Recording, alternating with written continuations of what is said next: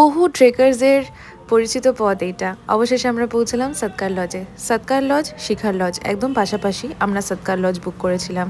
অনলাইনে registration number থেকে ওদের বুকিং করা যায়।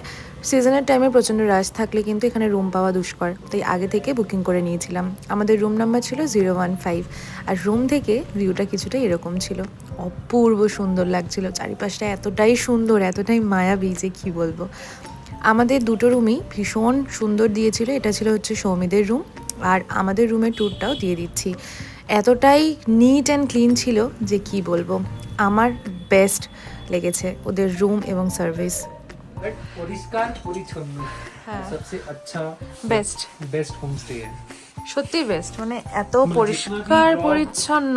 जितना भी ब्लॉग जितना कुछ भी देखा है टुमलिंग में सबसे अच्छा यही होम स्टे है।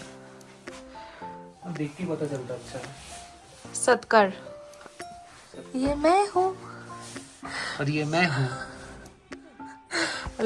দুপুরের লাঞ্চে ছিল ঝুরি আলু ভাজা, ডাল, ভাত, স্যালাড, পাঁপড়, সব রকম সবজি দিয়ে একটা সবজি, আর ছিল আন্ডা কারি।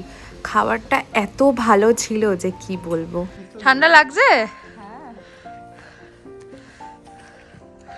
দুপুরের লাঞ্চ সেরে আমরা এবার বেরিয়ে পড়লাম একটুখানি এক্সপ্লোর করতে আশেপাশে।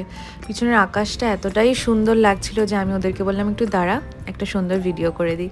আর আমরা এখন রয়েছি টুমলিং ভিউ পয়েন্টে। টুমলিং ভিউ পয়েন্ট থেকে ভিউটা কিছুটা এরকম ছিল।